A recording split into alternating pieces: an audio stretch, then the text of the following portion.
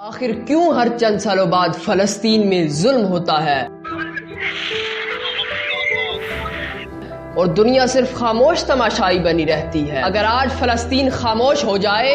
تو کل کس کی باری ہوگی؟ کیا واقعی فلسطین 3000 سال پرانا دعویٰ لے کر آیا ہے یا یہ ایک عالمی منصوبہ ہے؟ اگر ہم آج خاموش رہے تو کل ہماری نسلیں ہمیں کیا کہہ کر پکاریں گی؟ یہ سوالات صرف فلسطینیوں کے ہی نہیں بلکہ ہر باشعور انسان کے ضمیر کا امتحان ہے۔ آئیے آج ہم مل کر فلسطین کی تاریخ کا مشاہدہ کرتے ہیں۔ شاید فلسطین کی یہ دل دہلا دینے والی تاریخ سننے کے بعد ہم اپنے فلسطینی بھائیوں کی آواز بن سکیں۔ تو کہانی یہاں سے شروع ہوتی ہے کہ جب 3300 سال پہلے اللہ تعالیٰ نے حضرت موسیٰ علیہ السلام کو حکم دیا کہ مصر جا کر بنی اسرائیل کو فرعون کی غلامی سے آزاد کراؤ، جس کے بعد حضرت موسیٰ علیہ السلام مصر گئے اور وہاں بہت ہی مشکل سے بنی اسرائیل کو فرعون کی غلامی سے آزاد کرایا اور اس سرزمین یعنی فلسطین کے پاس آئے اور بنی اسرائیل کو کہا کہ اس سرزمین پر حملہ کر دو، جس کے بعد بنی اسرائیل نے حضرت موسیٰ علیہ السلام کو جھٹلا کر کہا کہ آپ اور آپ کا رب جا کر لڑیں، ہم یہ لڑائی نہیں کرنے والے۔ جس کے بعد اللہ تعالیٰ نے 40 سال تک بنی اسرائیل کو اس ریگستان میں رہنے کی سزا دی جہاں حضرت موسیٰ علیہ السلام پر تورات نازل ہوئی، اور اس تورات کے پہلے chapter the book of Genesis میں صاف صاف بالکل کلیئر لکھا ہے کہ یہ سرزمین یعنی فلسطین صرف اور صرف حضرت ابراہیم علیہ السلام کی اولاد کے لیے ہے۔ تو یہ جتنی سب لڑائیاں چل رہی ہیں تو یہ صرف اور صرف اسی سبب سے ہے، کیونکہ یہودی یہ دعویٰ کرتے ہیں کہ یہ سرزمین یعنی فلسطین صرف اور صرف بنی اسرائیل کی ملکیت ہے، کیونکہ بنی اسرائیل حضرت اسحاق علیہ السلام کی اولاد ہے اور حضرت اسحاق علیہ السلام حضرت ابراہیم علیہ السلام کے بیٹے ہیں، تب ظاہری سی بات ہے ان کو ملنا چاہیے۔ لیکن تورات میں یہ واضح طور پر لکھا ہے کہ یہ سرزمین فلسطین صرف اور صرف حضرت ابراہیم علیہ السلام کی اولاد کے لیے ہے۔ اب یہاں دیکھیں کہ حضرت ابراہیم علیہ السلام کے 2 بیٹے تھے، ایک کا نام تھا حضرت اسحاق علیہ السلام اور دوسرے کا نام تھا حضرت اسماعیل علیہ السلام۔ حضرت اسحاق علیہ السلام کی اولاد کو ہم بنی اسرائیل کے نام سے جانتے ہیں اور حضرت اسماعیل علیہ السلام کو اہل عرب کہا جاتا ہے، اور اس بات کو تو یہودی بھی تسلیم کرتے ہیں، لیکن پھر بھی وہ یہ دعویٰ کرتے ہیں کہ یہ سرزمین صرف اور صرف بنی اسرائیل کی ہے۔ تو اگر انہی کی کتاب تورات کے پہلے باب کے مطابق دیکھا جائے تو یہ سرزمین حضرت ابراہیم علیہ السلام کے بیٹوں کے لیے ہے، اور حضرت ابراہیم علیہ السلام کے تو 2 بیٹے تھے جن میں تو بنی اسرائیل کا حق بھی بنتا ہے اور اہل عرب کا حق بھی اس سرزمین پر بنتا ہے۔ بنی اسرائیل 40 سال تک اس ریگستان میں رہے اور 40 سال کے بعد انہوں نے جاشوا کی لیڈرشپ میں فلسطین کو فتح کر لیا، لیکن کچھ ہی عرصہ بعد یہ سرزمین ان کے ہاتھ سے چھین لی گئی۔ لیکن 300 سال بعد بنی اسرائیل نے حضرت داؤد علیہ السلام کی قیادت میں یہ سرزمین دوبارہ فتح کر لی، اور اس سرزمین میں پہلی دفعہ حضرت سلیمان علیہ السلام جو کہ حضرت داؤد علیہ السلام کے بیٹے تھے، انہوں نے اللہ کی عبادت کے لیے ایک مسجد بنائی۔ حضرت سلیمان علیہ السلام کے بعد یہودیوں نے یعنی بنی اسرائیل نے فلسطین پر 400 سال تک حکومت کی، اور 400 سال بعد فلسطین کے ہمسائے میں ایک بہت ہی بڑی سلطنت جسے ہم بیبلون کہہ کر پکارتے ہیں، اس میں بہت بڑی سلطنت بن چکی تھی، جس کے بادشاہ بخت نصر نے اپنی سلطنت کو بڑھانے کے لیے فلسطین پر حملہ کر دیا اور فلسطین کو تباہ و برباد کر دیا، اور اس کے ساتھ ساتھ یہودیوں پر بہت ظلم ڈھایا، اور اس کے ساتھ وہ مسجد جو حضرت سلیمان علیہ السلام نے بنائی تھی اس مسجد کو بھی گرا دیا گیا، اور جتنے بھی یہودی زندہ بچے تھے انہیں وہ اپنے ساتھ عراق لے گیا اور وہاں انہیں غلام کے طور پر ڈیل کیا جاتا تھا، اور 70 سال تک یہودی عراقیوں کی غلامی کرتے رہے، اور 70 سال بعد اس کے ایک ہمسائے ملک ایران جس کے بادشاہ کو ہم ذوالقرنین کہہ کر پکارتے ہیں، انہوں نے عراق کے اس سلطنت پر حملہ کیا اور اسے فتح کر لیا، اور جو یہودی یہاں قیدی بن کر آئے تھے فلسطین سے انہیں دوبارہ فلسطین بھیجا اور انہیں مال بھی دیا کہ وہ وہاں جائیں اور جو بھی وہاں تباہی ہوئی ہے اسے دوبارہ سے تعمیر کریں، اور اس کے ساتھ ساتھ وہ مسجد جو حضرت سلیمان علیہ السلام نے بنائی تھی اسے وہ دوبارہ تعمیر کریں۔ جس کے بعد یہودی نے پھر سے 400 سال تک فلسطین پر حکومت کی، اور اس کے بعد اس دور کی سپر پاور حکومت یعنی رومن امپائر نے ان پر حملہ کر دیا اور ان پر اتنا ظلم ڈھایا کہ وہ ناقابل بیان ہے۔ یہودیوں نے رومیوں سے لڑنے کی کوشش تو کی لیکن ان کی تعداد کم تھی اور وہ دوسری طرف سپر پاور، ان کے پاس جدید ٹیکنالوجی اس دور کی، اور اس طرف یہودی۔ تو بالآخر یہودی یہ جنگ ہار گئے اور نوبت یہاں تک آن پہنچی کہ یہودیوں کو رومیوں سے بچنے کے لیے غاروں میں پناہ ملی اور وہ چھپ چھپ کر غاروں میں رہنے لگے۔ اور اس کے ساتھ ساتھ وہ مسجد جسے سب سے پہلے حضرت سلیمان علیہ السلام نے بنائی تھی اور اس کے بعد ذوالقرنین نے بنائی تھی، اسے بھی مسمار کر دیا گیا۔ اس کے بعد رومیوں نے 600 سال تک فلسطین پر حکومت کی، اور اس کے بعد انہوں نے ایک ایسی غلطی کی جو انہیں نہیں کرنی چاہیے تھی۔ انہوں نے اس دور میں عرب میں سب سے تیزی سے پھیلتے ہوئے اسلام پر حملہ کرنے کی کوشش کی،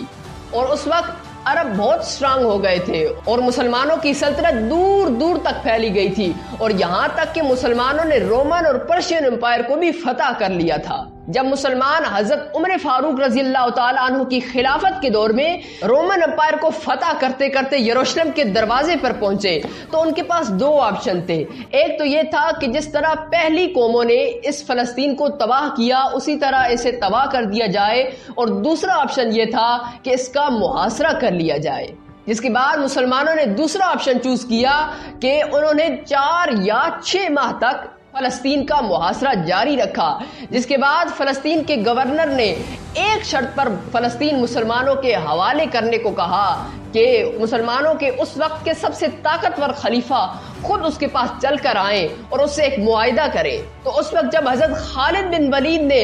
گورنر کی بات سنی تو انہوں نے کہا کہ ایک معمولی سے گورنر کے کہنے پر ہم حضرت عمر فاروق کو کیوں پریشان کریں۔ اس کے بعد حضرت خالد بن ولید حضرت عمر فاروق بن کر گورنر کے پاس گئے، کیونکہ حضرت خالد بن ولید کی صورت تقریباً حضرت عمر فاروق کے مشابہ تھی اور دونوں کی ہائٹ بھی تقریباً سیم ہی تھی۔ تو وہاں موجود ایک شخص پہلے ہی حضرت عمر فاروق سے مل چکا تھا، تو اس نے کہا یہ حضرت عمر فاروق نہیں ہو سکتے۔ اس کے بعد مجبوراً حضرت خالد بن ولید کو مدینہ میں حضرت عمر فاروق کے پاس خط بھیجنا پڑا، جس کے بعد بہت عاجزی اور انکساری کے ساتھ حضرت عمر فاروق مدینہ سے فلسطین کی طرف روانہ ہوئے۔ تو یروشلم کے گورنر نے خوب اچھے کپڑے پہنے اور خوب قیمتی جواہرات زیب تن کیے کہ اس وقت کا سب سے طاقتور حکمران ان کے پاس آ رہا تھا۔ تو یروشلم کا گورنر یہ دیکھ کر حیران رہ گیا کہ حضرت عمر بالکل عام کپڑوں میں اور بالکل عاجزی کے ساتھ آ رہے ہیں، اور اس کے ساتھ ساتھ یروشلم کی عوام بھی بہت حیران تھی، کیونکہ اس سے پہلے جس حکمران نے بھی فلسطین کو فتح کیا تھا اس نے فلسطین کو خون میں رنگ دیا تھا اور وہاں بہت ظلم کیا تھا، لیکن یہ ایک واحد ایسے حکمران تھے جو بغیر کسی فوج سے اور بالکل عام کپڑوں میں فلسطین کو فتح کرنے اور معاہدہ کرنے کے لیے آ رہے تھے۔ حضرت عمر فاروق نے فلسطین کے گورنر سفرونیس کے ساتھ جو معاہدہ کیا اسے عہد فاروقی بھی کہا جاتا ہے۔ اس معاہدے میں حضرت عمر فاروق نے فلسطین کے باسیوں کی عزت، مال، جان کی حفاظت کا عہد کیا۔ اس کے بعد یروشلم کے گورنر نے ایک ایسی شرط رکھی جسے حضرت عمر فاروق نے پورا کرنے سے انکار کر دیا، اور وہ یہ شرط یہ تھی کہ اس نے کہا تھا کہ مسلمانوں کے دور میں یہودیوں کو فلسطین میں آنے کی اجازت نہ ہوگی، لیکن حضرت عمر فاروق نے یہودیوں کو بھی فلسطین آنے کی اجازت دی۔ جس کے بعد تقریباً 350 سال تک مسلمان اور یہودی اور عیسائی بالکل امن و سکون کے ساتھ فلسطین میں رہنے لگے، جس کے تقریباً 350 سال بعد رومیوں نے پورے یورپ سے فوجیں جمع کی اور فلسطین کو فتح کر لیا۔ جس کے بعد عیسائیوں نے مسلمانوں اور یہودیوں پر ایسا ظلم کیا کہ تاریخ گواہ ہے کہ مسلمانوں کے خون سے فلسطین کی گلیاں بھر گئی تھی، یہاں تک کہ عبادت گاہوں کو بھی گرا دیا گیا، اور نوبت یہاں تک آن پہنچی کہ یہودی عیسائیوں سے بچنے کے لیے بڑے بڑے محلات اور بڑے بڑے بلڈنگز میں چھپنے کے لیے چلے گئے، جس کے بعد عیسائیوں نے ان بلڈنگز کو بھی آگ لگا دی اور یہودیوں کو زندہ جلا دیا۔ اس کے بعد 90 سال تک عیسائیوں نے فلسطین پر حکومت کی، اور 90 سال کے بعد مسلمانوں کے ایک بہت ہی نیک بادشاہ سلطان صلاح الدین ایوبی نے پورے عرب سے فوجیں جمع کی اور فلسطین کو فتح کر لیا۔ اس وقت عیسائیوں کا یہ خیال تھا کہ جس طرح ہم نے مسلمانوں اور یہودیوں پر اپنے وقت میں ظلم کیا تو مسلمان بھی اب ہم پر اسی طرح ظلم کریں گے، لیکن مسلمانوں کے بادشاہ سلطان صلاح الدین ایوبی نے سب عیسائیوں کو معاف کر دیا اور سب کو اپنے اپنی عبادت گاہوں میں اپنی اپنی طرح سے عبادت کرنے کی اجازت دی۔ اور وہ مسجد اقصی جسے عیسائیوں کے دور میں محل میں تبدیل کر دیا گیا تھا اسے دوبارہ مسجد میں تبدیل کیا اور وہاں پہلی نماز ادا کی۔ یروشلم کو جب بھی کسی بادشاہ نے فتح کیا تھا تو وہاں بہت ہی خون خرابہ کیا انہوں نے، لیکن ایک واحد مسلمان تھے جنہوں نے فلسطین کو فتح کیا اور وہ بھی بالکل امن و سکون کے ساتھ۔ اگر آپ حضرت عمر فاروق کا دور دیکھ لیں تو انہوں نے بھی فلسطین بغیر کسی خون خرابے اور بالکل امن و سکون کے ساتھ فتح کیا۔ اس کے بعد حضرت سلطان صلاح الدین ایوبی کا زمانہ دیکھ لیں تو اس دور میں بھی مسلمانوں نے بالکل امن و سکون کے ساتھ فلسطین کو فتح کیا،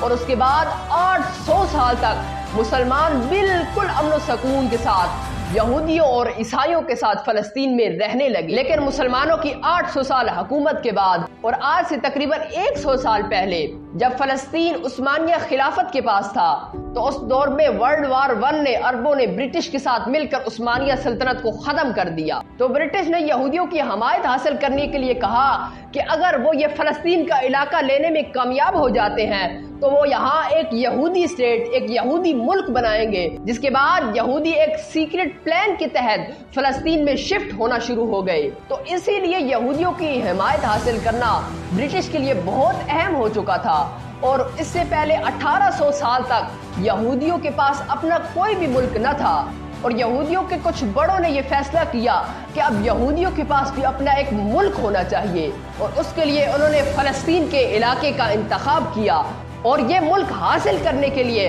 انہوں نے ہر طرف سے کوشش کرنا شروع کر دی، یہاں تک کہ یہودیوں نے عثمانی سلطنت کے حکمران سلطان عبد الحمید سے بھی ڈیل کرنے کی کوشش کی، لیکن سلطان عبد الحمید نے صاف صاف انکار کر دیا، جس کے بعد یہودیوں کو یہ پتہ چل گیا کہ اگر ہمیں فلسطین لینا ہے تو ہمیں عثمانیہ سلطنت کو ختم کرنا ہوگا۔ جس کے بعد ورلڈ وار 1 میں عربوں کے ساتھ مل کر برٹش نے عثمانیہ سلطنت کو ختم کر دیا، اور اس کے بعد یہودی پوری دنیا سے ایک خفیہ منصوبے کے تحت فلسطین میں شفٹ ہونا شروع ہو گئے، اور وہاں سے مسلمانوں سے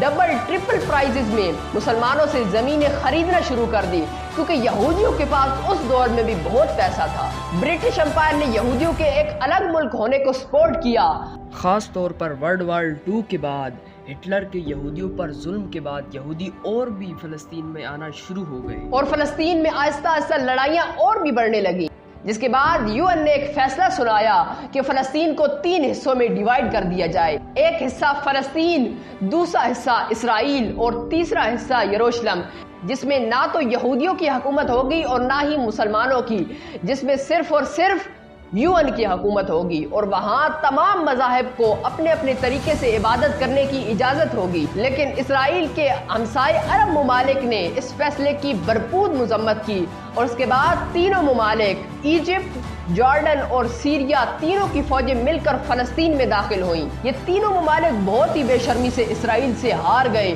جو ان سے تعداد میں بھی بہت چھوٹا تھا اور بالکل ایک دن پہلے ہی آزاد ہوا تھا۔ اس جنگ کے بعد جو تقسیم UN نے کی تھی اس کا زیادہ حصہ اسرائیل کو ملا اور کم حصہ فلسطینیوں کو ملا، اور باقی حصہ اسرائیل نے فتح کر لیا۔ اسرائیل اکیلا یہ جنگ نہیں لڑ رہا تھا، بلکہ پورے دنیا اور خاص طور پر غیر مسلم ممالک کی اس کے ساتھ بھرپور سپورٹ تھی۔ اسرائیل نے یہ علاقہ فتح کرنے کے بعد 7 لاکھ عربوں کو یہاں سے باہر نکال دیا،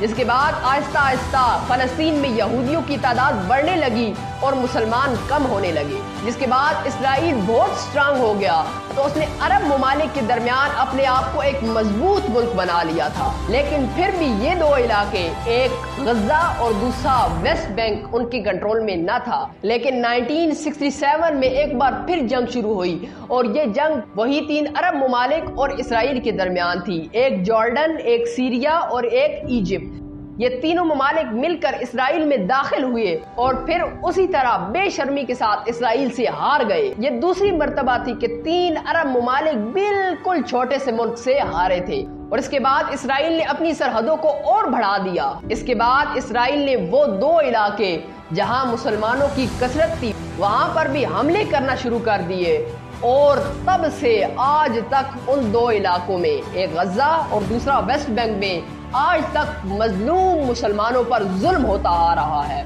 اگر آپ نے اس کہانی کو دل سے محسوس کیا ہو تو اس ویڈیو کو زیادہ سے زیادہ شیئر کریں اور کامنٹ سیکشن میں فلسطین بھائیوں کے لیے دعائیہ کلمات ضرور لکھیے گا۔ بہت شکریہ۔